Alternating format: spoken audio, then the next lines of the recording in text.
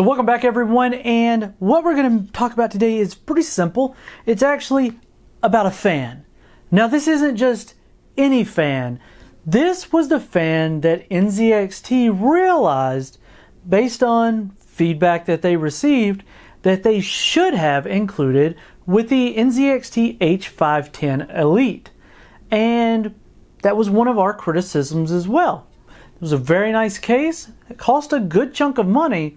Came with two really nice RGB air fans in the front, 140 millimeters, a rear 120 millimeter exhaust, and the top was left unoccupied. And this is the 140 millimeter fan that will go on the top. So what we want to do today is talk about not really the specs on the fan.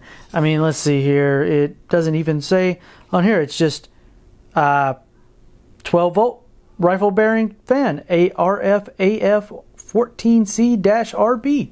No G in there, so there's no lights. It's just a black fan. But I do want to see how much of a difference this one fan is going to make in the system. Now, different than the previous review that we did, where the initial numbers were all done with the Cooler Master, Master Air 4, or Master Air Pro 4 rather, I did mention in that video that I changed it out for an NHD 15S.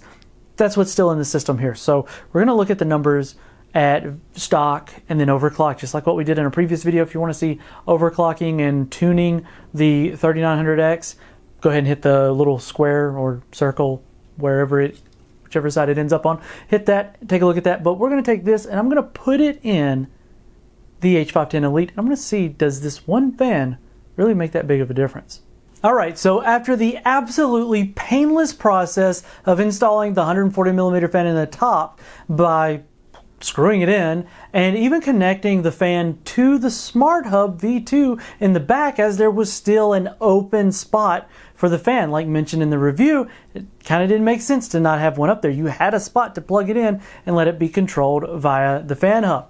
Now, did it make much of a difference? Well, very simply, yes. But by how much? So the idea here is we left it on the silent profile. We took the the results that we had already gotten, reran them again just to double check it. I tested at various clock speeds, stock, overclocked, well, all core, set, locked, whatever, and adjusted the voltages so that I could get a very consistent result. So ran it just like before, ran Cinebench a few times just to heat it up and kind of see where things got to, and well, we saw a bit of a difference. So the difference we saw here with the additional fan was an additional 3 degrees off of the stock fan curve, dropping it from 83 degrees Celsius down to 80. At 4.05, we saw it drop from 67 down to 65. 4.15, which is what I run on my daily, dropped from 67 down to 66, but the fan curve wasn't quite as aggressive at that. So it didn't quite get up to where it had to pump the fan, so to say. Then at 4.3 gigahertz at 1.35 volts, we saw it drop from 82 down to 79. Now, these aren't massive numbers, but they do kind of change the story up a little bit. In fact, a few degrees Celsius is nothing to shake a stick at. It's a measurable difference. It's not an insignificant, albeit there was one test where it was just 1 degree off, but kind of take that along with the rest.